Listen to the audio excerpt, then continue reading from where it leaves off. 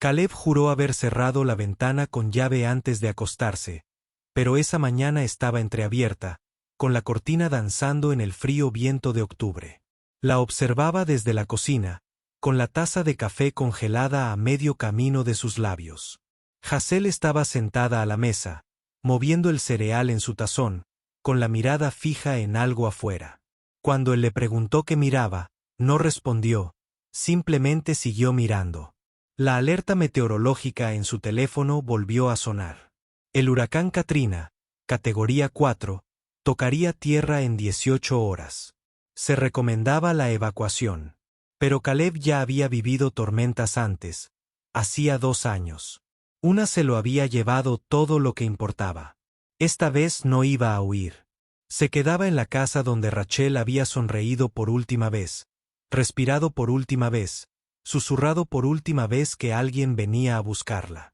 El viento ya había empezado a aullar suavemente cuando Caleb terminó de tapiar las ventanas de la planta baja.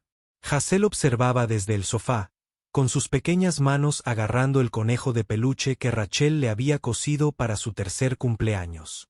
La oreja izquierda del conejo estaba casi desgastada, hecha jirones por el amor.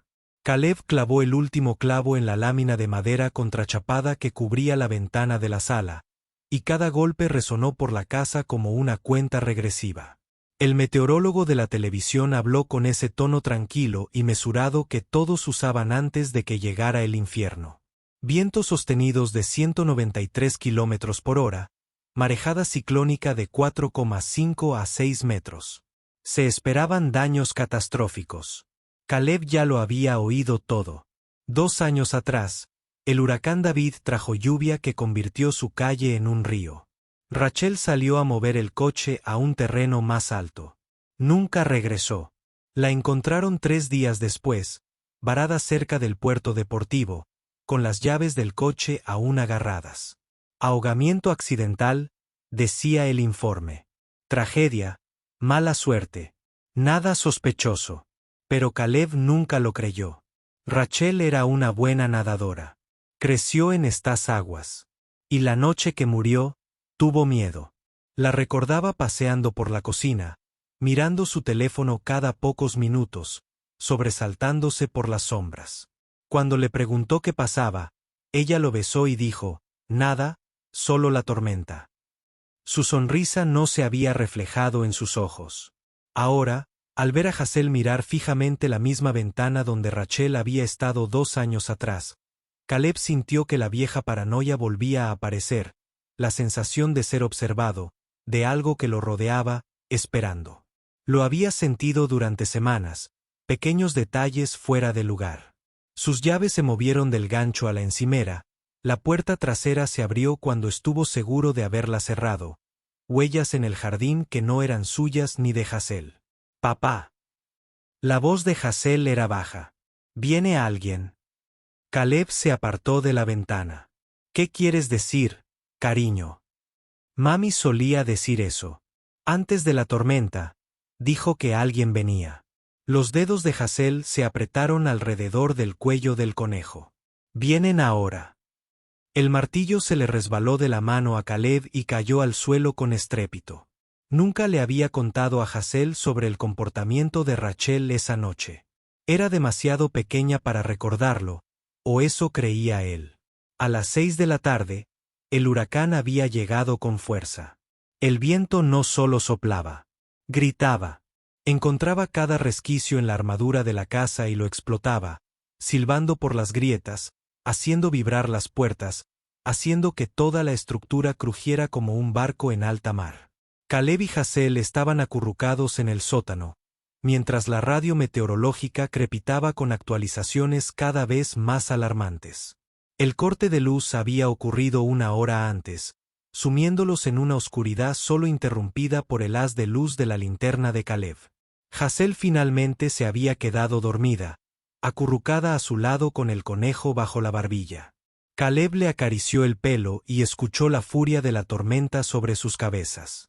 Entonces, a través del caos, oyó algo más. Un sonido que no pertenecía a la tormenta. Un estruendo metálico, seguido de un grito que atravesó el viento como un cuchillo. El cuerpo de Caleb se quedó rígido. Se dijo a sí mismo que lo había imaginado. Nadie estaría afuera con esto. El grito volvió a sonar, más débil esta vez, apenas audible por encima del rugido del huracán. «Ayuda, por favor, que alguien». Caleb miró a Hazel, que seguía durmiendo a pesar del ruido. Podía quedarse allí, mantenerse a salvo. Pero el grito era real, humano, desesperado. La colocó en el catre y la cubrió con una manta. Ella se movió, pero no despertó. Agarró su chaqueta impermeable y la linterna, con las manos temblorosas mientras se ponía las botas. Esto era una locura. El viento era tan fuerte que podría levantar a un hombre adulto y lanzarlo como un muñeco de trapo. Un solo escombro volador podría matarlo al instante. Pero alguien estaba ahí fuera. Alguien necesitaba ayuda. Cuando finalmente abrió la puerta del sótano, la tormenta lo golpeó como un asalto físico. Una lluvia tan intensa que era como estar bajo el agua. Un viento que le robó el aliento y casi lo derriba. Apenas podía ver a 1 metro de distancia. «¿Dónde estás?», gritó, pero el viento se llevó las palabras. Entonces lo vio. Las luces traseras, tenues y rojas, a unos 50 metros de su casa. Un relámpago brilló, y en ese breve instante, Caleb vio la camioneta envuelta alrededor del enorme roble al borde de su propiedad. El lado del conductor estaba totalmente aplastado. Corrió, o lo intentó. El viento lo empujaba de lado y cayó 2 veces, desgarrándose las manos con la grava y los cristales rotos. Cuando llegó a la camioneta, tuvo que agarrarse a la puerta abierta para evitar que el viento se lo llevara. La escena en el interior le paró el corazón. Una mujer se desplomó sobre el volante, con el cuello doblado en un ángulo que le dijo a Caleb todo lo que necesitaba saber. En el asiento del copiloto, un hombre estaba atrapado contra el salpicadero, con la sangre corriendo por su rostro y los ojos vidriosos, pero consciente. Y en la parte de atrás, sujeta a un asiento elevador, una niña gritaba: «¡Ayúdenla!», jadeó el hombre. La sangre le burbujeaba en los labios. «Por favor, mi hija. Traigan a mi hija». Caleb se subió al vehículo destrozado, con los cristales crujiendo bajo sus botas. La niña tendría unos 9 o 10 años, el pelo oscuro pegado a la cara y los ojos muy abiertos por la sorpresa. Apretó la hebilla del cinturón de seguridad con los dedos entumecidos por el frío y la adrenalina. El hombre tosió y Caleb oyó el húmedo traqueteo que indicaba que sus pulmones se llenaban de sangre. «Cuídala», jadeó el hombre. Extendió una mano, agarrando la chaqueta de Caleb con una fuerza sorprendente. Su mirada desesperada, suplicante: «Protégela. No confíes en nadie. Ni siquiera en nadie». Su voz se quebró. Bajó la mano. La luz abandonó sus ojos. Caleb finalmente desabrochó el cinturón de seguridad y levantó a la niña del asiento. Era pequeña para su edad, ligera como un pájaro. Ella lo rodeó con los brazos y hundió la cara en su hombro. «Cierra los ojos», le dijo. «No mires». El viaje de regreso a la casa se sintió como kilómetros en lugar de metros. El viento había empeorado. Si eso era posible, algo grande y metálico pasó volando tan cerca que Caleb sintió el desplazamiento del aire. Una rama de árbol lo golpeó en el hombro y casi dejó caer a la niña. Pero él siguió moviéndose, manteniéndose entre ella y los escombros, diciéndole que estaba a salvo, aunque nada en esto era seguro. Cuando finalmente entraron por la puerta principal, ambos sangraban por una docena de pequeños cortes. «Hazel», gritó Caleb hacia el sótano. «Hazel, despierta. Te necesito». Oyó movimiento abajo. Y entonces, Hazel apareció en la puerta del sótano, frotándose los ojos. Al ver a la chica desconocida, se quedó paralizada. «¿Quién es esa? ¿Es esta?». Caleb se dio cuenta de que no sabía el nombre de la chica. «Cariño, ¿cómo te llamas?». La chica lo miró con unos ojos que parecían demasiado viejos para su rostro. «Mía, susurró. Mía, ¿verdad? El sótano olía a cemento húmedo y a un fuerte olor metálico a miedo. Caleb había envuelto a Mía en todas las mantas secas que pudo encontrar, pero ella seguía temblando y le castañeteaban los dientes. Hazel estaba sentada en la cuna de enfrente, con su conejo aferrado, mirando a Mía con una intensidad que incomodó a Caleb. Su teléfono no tenía señal. El teléfono fijo estaba muerto. La tormenta se lo había llevado todo. Estaban completamente aislados hasta que pasara la tormenta, lo que podría tardar entre 6 y 12 horas. Mía, cariño, ¿te duele?, preguntó Caleb con dulzura. ¿Puedes decirme dónde te duele? La mirada de Mía se posó lentamente en él. Mis padres, susurró. Lo son. Caleb sintió una opresión en el pecho. Lo siento mucho, dijo. Lo intenté, pero el choque fue muy fuerte. Mía no lloró ni gritó. Solo asintió como si ya lo supiera. Luego miró más allá de Caleb, hacia donde Hazel estaba sentada observándolos. Te conozco, dijo Mía. Hazel parpadeó. No, no me conoces. Sí, me conoces. Eres Hazel Ward. Tu madre era Rachel Ward. Murió hace 2 años en el huracán David. La voz de Mía era monótona, objetiva, como si estuviera recitando información de un informe. Tu padre es Caleb Ward, tiene 36 años y trabaja como biólogo marino en el Centro de Investigación Costera. Vives en el número 42 de Sea Hawk Drive. El sótano quedó en silencio, salvo por la tormenta. Caleb sintió que se le helaba la sangre. ¿Cómo lo sabes? Mía volvió a mirarlo. Mi padre me dijo que lo sabía todo sobre ti. ¿Tu padre? ¿A qué se dedicaba tu padre? ¿Mía? Encontraba gente. Mía se ajustó más la manta. Gente que no quería ser encontrada. Gente que se escondía. Era un investigador privado.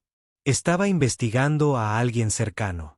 Alguien que mató a tu esposa y lo hizo parecer un accidente. Veníamos a decírtelo, a advertirte. Las palabras impactaron a Caleb como un golpe físico. Hazel emitió un pequeño sonido, casi un gemido. ¿Quién? Caleb logró decir. ¿Quién mató a Rachel? Mía abrió la boca para responder, pero Hazel la interrumpió. Está mintiendo. Mamá se ahogó. Fue un accidente. Todos lo dijeron. No miento, dijo Mía con una voz extrañamente tranquila. Mi padre nunca miente. Encuentra la verdad. Eso es lo que hace. Eso fue lo que lo mató. Justo antes del accidente, vio algo en la carretera. Giró bruscamente. El árbol. No fue un accidente. Caleb sintió que la habitación le daba vueltas. 2 años. Había pasado 2 años oyendo que estaba paranoico, que sus sospechas eran solo dolor, pero siempre sabía que algo andaba mal. El comportamiento de Rachel en los días previos a la tormenta. Su miedo, la forma en que lo miró esa noche anterior, como si quisiera decirle algo pero no pudiera. ¿Dónde están las pruebas?, preguntó Caleb.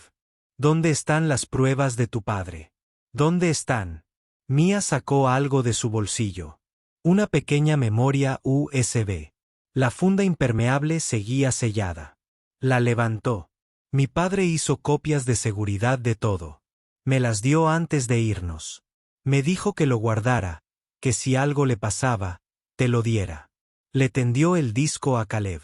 Él dijo, merecías saber la verdad. Caleb tomó el disco con manos temblorosas. Era tan pequeño, tan común, pero contenía la respuesta a 2 años de preguntas. ¿Quién es? Se le quebró la voz. ¿Quién la mató? El rostro de Mía palideció. Miró la puerta del sótano al final de las escaleras. Alguien que ha estado vigilando esta casa. Alguien que sabe que estamos aquí. Alguien que... Un sonido desde arriba la interrumpió. No era la tormenta. Algo más. Algo dentro de la casa. El inconfundible crujido de pasos sobre el viejo suelo de madera. A Caleb se le heló la sangre. Había cerrado la puerta con llave. Sabía que la había cerrado con llave. Pónganse detrás de mí, le susurró a las chicas. Las dos ahora. Hazel y Mia se apresuraron a ponerse detrás de él. Se oyeron otros pasos. Luego otro. Alguien estaba en la casa. Alguien había entrado durante la tormenta. La puerta del sótano, al final de la escalera, estaba cerrada. Caleb la miró fijamente, esperando a que girara el pomo. Los pasos se detuvieron justo delante de la puerta. Caleb oyó una respiración pesada y pausada al otro lado. Entonces, una voz, amortiguada por la puerta, pero aún reconocible, dijo: «Caleb, sé que estás ahí abajo y sé que tienes a la chica. Necesitamos hablar». El mundo entero de Caleb se tambaleó. Conocía esa voz, la conocía tan bien como la suya propia. Y en ese momento, todo lo que David Wright había descubierto se derrumbó sobre él con un peso que hizo que el huracán exterior pareciera suave. Porque la persona que había matado a Rachel, la persona que había causado el accidente de la familia Wright, la persona que los había estado observando era su hermano, Marcus. El silencio se estiró como un alambre de espino, a punto de romperse. La mente de Caleb repasó rápidamente cada conversación, cada momento de los últimos 2 años.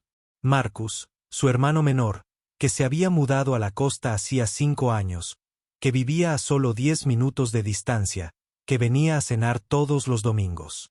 Marcus, que había quedado devastado por la muerte de Rachel. Marcus, que había ayudado a Caleb en los días más oscuros. Marcus, que había estado en la casa la noche del huracán David, que había estado allí cuando Rachel salió a mover el coche, que había estado allí cuando ella nunca regresó. No, respiró Caleb. No lo harías. No podrías. No tenía otra opción. La voz de Marcus era ronca, cargada de emoción. La deuda era de $300,000. Caleb. Me iban a matar a menos que pudiera darles algo valioso. ¿Y qué es más valioso que los datos de un centro de investigación marina sobre ubicaciones de desarrollo costero? Información sobre informes ambientales que aún no se han presentado. Las piezas encajaron con una claridad escalofriante. El trabajo de Caleb se ocupaba de evaluaciones de impacto ambiental, evaluaciones de hábitat marino, toda información que sería invaluable para los promotores inmobiliarios. Información que se suponía que era confidencial. Rachel encontró los archivos. Caleb dijo que eran los que habías robado de mi oficina. Se suponía que no debía hacerlo. Encontró la memoria USB en mi coche. Sabía lo que significaba. Sabía que llevaba meses vendiendo información. Dijo que me iba a entregar. Que algunas cosas eran más importantes que la familia. La seguí cuando se fue a mudar. El coche. El agua estaba tan alta. La corriente tan fuerte. Se le quebró la voz. La sujeté hasta que dejó de luchar. Hazel emitió un sonido como el de un animal herido. Caleb sintió que sus piernas flaqueaban, y tuvo que sostenerla mientras su propia mente gritaba de horror. Su hermano, su propio hermano, había asesinado a Rachel, había abrazado a Caleb mientras lloraba, sabiendo todo el tiempo que él era quien lo había convertido en viudo. Los derechos, dijo Mia, cortando la espiral. ¿Y mis padres? No sabía que David Wright me estaba investigando hasta la semana pasada. Era bueno, pero lo descubrí justo a tiempo. Un ramal al otro lado de la carretera, justo antes de esa curva. Se desviaron. No tenía elección. Una vez que una persona sabe que se propaga, lo habría perdido todo. Así que nos vas a matar también, dijo Caleb, colocándose entre la puerta y las chicas. No quiero. Dios, Caleb, eres mi hermano, pero tienes la memoria USB. Sabes la verdad. No puedo dejar que salgas de este sótano. Caleb miró a su alrededor desesperado. El sótano tenía una sola salida. No había ventanas lo suficientemente grandes como para colarse. Estaban atrapados, pero no estaban desarmados. La caja de herramientas en la esquina, el viejo bate de béisbol, la pesada linterna en la mano. Voy a abrir esta puerta. Marcus llamó. Podemos hablar de esto. Asesinaste a mi esposa. No hay manera de hablar con eso. El pomo de la puerta comenzó a girar. La puerta se abrió una rendija y Caleb pudo ver la sombra de Marcus, su hermano, su traidor. Atrás. Caleb levantó la linterna. Te lo advierto. Marcus abrió la puerta del todo y comenzó a bajar las escaleras. Tenía una palanca en la mano. Una Eapon. Esto no iba a ser una conversación. Esto iba a ser una ejecución. Lo siento, dijo Marcus, y de verdad pareció arrepentido. Siento mucho que tenga que ser así. Entonces Mía hizo algo inesperado. Salió disparada de detrás de Caleb, rápida como un conejo, y corrió hacia las escaleras, no lejos de Marcus, sino hacia él. Mía, no. Caleb se abalanzó sobre ella, pero fue demasiado rápida. Subió las escaleras volando, pequeña y ágil, agachándose para esquivar el brazo extendido de Marcus. Intentó agarrarla, pero ella se giró y lo superó, cruzando la puerta de la casa principal. Marcus se giró para perseguirla, apartando la vista de Caleb. Esa fue toda la oportunidad que Caleb necesitaba. Se lanzó escaleras arriba y blandió la linterna con todas sus fuerzas. El cañón metálico golpeó a Marcus en la cabeza con un crujido espantoso.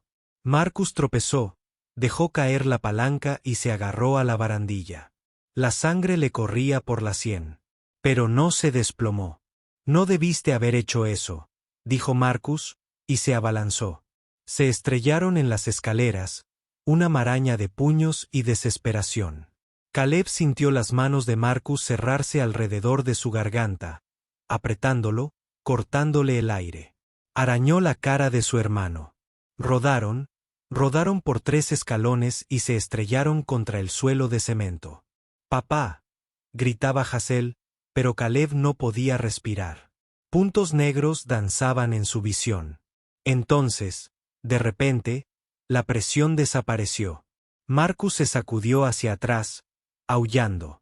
Hazel estaba detrás de él con un destornillador de la caja de herramientas. Lo había apuñalado en el hombro. Marcus se giró hacia ella. Tiene la mirada asesina. Caleb agarró la palanca caída y la golpeó. Esta vez no se contuvo. La palanca golpeó a Marcus en la espalda. Marcus se arrodilló, jadeando. Hazel, sube. Encuentra a Mía. Vete. Hazel corrió. Caleb mantuvo la palanca en alto, de pie junto a su hermano. Marcus lo miró, con sangre manándole de la boca. Por favor, jadeó Marcus. Soy tu hermano. Dejaste de ser mi hermano cuando mataste a Rachel. Un ruido desde arriba. Un estruendo. Entonces Hazel gritó. Caleb corrió, subiendo las escaleras de 3 en 3. La planta principal era un caos. La tormenta había atravesado una de las ventanas y llovía a cántaros. El viento azotaba la casa, y en la cocina, un hombre tenía a Mía inmovilizada contra la encimera, con un cuchillo en la garganta. Uno de los hombres a los que Marcus le debía dinero. Caleb supuso. Había venido a asegurarse de que el trabajo estuviera hecho. Suelta la palanca, dijo el hombre. Suéltala o el niño muere. La mente de Caleb daba vueltas. Si soltaba la palanca, todos morirían. Entonces Mía lo miró y él vio algo en sus ojos. Un plan. De repente, se quedó inerte en los brazos del hombre. Un peso muerto. Sorprendido, él aflojó su agarre. Mía se retorció, hundió los dientes en su muñeca, y cuando él gritó y soltó el cuchillo, ella se zambulló. Caleb lanzó la palanca. Giró de un lado a otro y golpeó al hombre en la cara. Cayó con fuerza. Caleb agarró a las 2 chicas y corrió hacia la puerta principal. La tormenta las golpeó como un muro. Viento y lluvia tan intensos que era como estar bajo el agua. Pero Caleb no se detuvo. Corrió a través de la oscuridad, alejándose de la casa. Se desplomaron juntos al refugio de un coche volcado a 3 calles de distancia, acurrucándose debajo mientras la tormenta arreciaba. Pasaron las horas. La tormenta comenzó a amainar. El amanecer llegó lentamente, gris y reticente. Caleb escuchó sirenas a lo lejos. Cargó a Hazel y Mía caminó a su lado, mientras se dirigían hacia el sonido de la ayuda. Encontraron un equipo de rescate trabajando a 2 cuadras de distancia. Caleb intentó explicar, pero las palabras le salieron confusas. Estaba en shock, dijo la paramédica. Los envolvió en mantas y los subió a una ambulancia. En el refugio de emergencia, Caleb finalmente logró comunicarse con la policía. Enviaron agentes a su casa. Encontraron a Marcus en el sótano, apenas con vida, y al asesino a sueldo inconsciente en la cocina. Ambos fueron detenidos. La evidencia en la memoria USB era contundente. Prueba del robo y la venta de datos de Marcus. Comunicaciones que demostraban premeditación en el asesinato de Rachel. David Wright había sido minucioso. Había construido un caso irrefutable. Marcus fue acusado de 2 cargos de asesinato en primer grado, 2 cargos de intento de asesinato, robo y fraude. Pasaría el resto de su vida en prisión. Pero saber la verdad no lo hizo más fácil. No devolvió a Rachel. No deshizo los 2 años que Caleb había pasado dudando de sí mismo. Había tenido razón desde el principio. Rachel había sido asesinada y el asesino vivía a 10 minutos de distancia, viniendo a cenar los domingos, todo con la máscara de un hermano afligido. 3 semanas después de la tormenta, Caleb asistió al funeral de David y Hannah Wright. Llovió, una lluvia suave y tenue. Mía estaba de pie junto a él con un vestido negro prestado de una prima. No lloró. No había llorado desde esa noche. Después del servicio, Caleb se arrodilló a su lado. «Tienes familia. Tías, tíos, primos. Quieren cuidarte». Mía lo miró. «Lo sé, pero si quisieras», le costó encontrar las palabras. «Hazel y yo tenemos mucho espacio. Vamos a mudarnos, empezar de cero en un lugar nuevo. Podrías. Vendrías con nosotros si quisieras». «¿Por qué?», preguntó Mía. No era hostil, solo curiosa.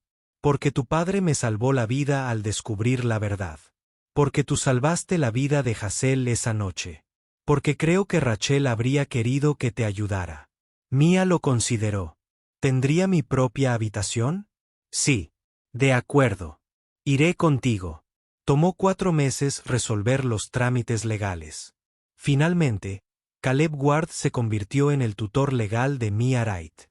Se mudaron a una casa tierra adentro, lejos de la costa, lejos de los recuerdos. A un lugar donde las tormentas no pudieran alcanzarlas.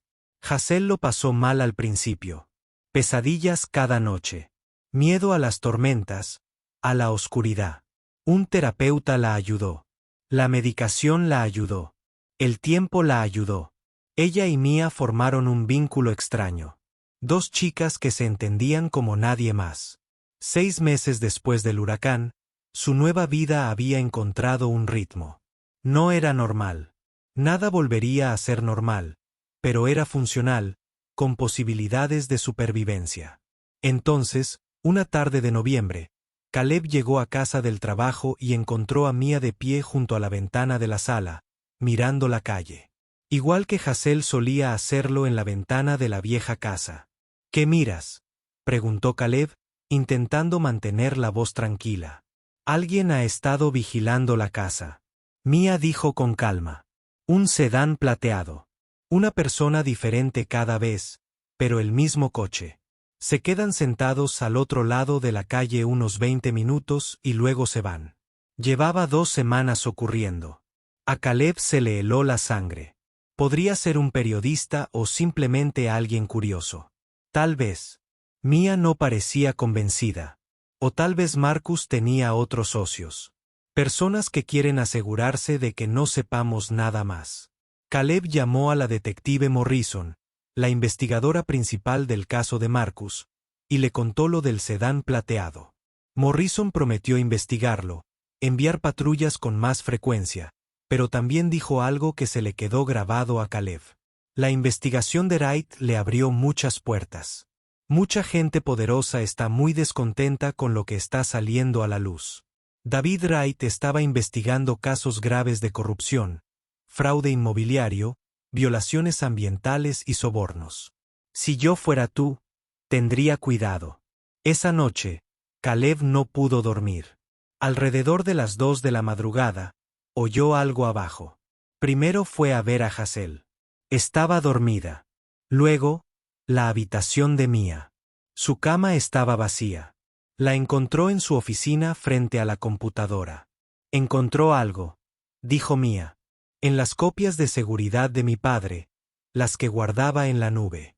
Giró el monitor para que él pudiera ver un documento con nombres, fechas, transacciones, nombres de políticos locales, dueños de negocios, incluso un juez. Todos conectados a través de tratos ilegales. Esto es más grande de lo que pensábamos. Mia dijo, mi papá no solo estaba investigando a tu hermano. Estaba investigando toda una red y lo mataron por eso. A la mañana siguiente, Caleb le mostró al detective Morrison lo que Mia había encontrado. Morrison palideció. Esto es grave. Cargos federales de corrupción. Necesitamos ponerlos bajo custodia protectora, a los 3, hasta que terminen los juicios. Podrían ser meses. Así que, custodia protectora. Era una casa segura, nuevas identidades, seguridad las 24 horas. Sus vidas en suspenso mientras el sistema legal avanzaba. La noche antes de irse, Hazel preguntó, ¿alguna vez estaremos a salvo? ¿De verdad a salvo? Caleb quería mentir, pero se merecía la verdad. No lo sé. Creo que tal vez. Después de lo que hemos pasado, nunca volverás a sentirte completamente seguro. Una parte de ti siempre está observando, siempre lista. ¿Es eso algo malo? Es una cuestión de supervivencia. Te mantiene alerta. Nos ha mantenido vivos. Mia apareció en la puerta. Mi padre solía decir que el precio de la verdad es no poder nunca más apartar la mirada. Una vez que has visto cómo funciona realmente el mundo, nunca podrás dejar de verlo. Los 3 se sentaron en silencio, unidos por el trauma y la supervivencia. Mañana se esconderían. Eventualmente, testificarían. Con suerte, ayudarían a encerrar a las personas que destruyeron sus familias. Y tal vez algún día podrían dejar de mirar por encima del hombro. Pero Caleb lo dudaba. Aún así, habían sobrevivido. Contra todo pronóstico que debería haberlos matado, habían sobrevivido. Eso tenía que contar. Para algo. Los juicios duraron 18 meses. Caleb testificó primero, luego Mia. Su testimonio fue tan sereno que hizo llorar a los fiscales. Marcus recibieron cadena perpetua sin libertad condicional. 3 concejales, 2 promotores inmobiliarios y un juez de distrito fueron a prisión. La red que David Wright había estado investigando fue desmantelada pieza por pieza. Tras el último juicio, fueron liberados de la custodia protectora, se les dieron nuevas identidades y dinero para reiniciar donde quisieran. Caleb eligió un pequeño pueblo de Montana, lo más lejos posible del océano. Un lugar donde las tormentas significaran nieve, no huracanes. Compraron una casa de 2 hectáreas con visibilidad despejada en todas direcciones, luces con sensor de movimiento y un sistema de seguridad. Cada ventana tenía una ruta de escape mapeada y ensayada. A Hazel le tomó 2 años dejar de dormir con el conejo. A Mia, 3 años, pasar un día entero sin mirar por encima del hombro. A Caleb, 4 años, sobrevivir a una tormenta eléctrica sin entrar en pánico. Pero poco a poco, con cautela. Sanaron. Aprendieron a vivir con lo que habían pasado en lugar de verse destruidos por ello. Hazel hizo amigos en la escuela.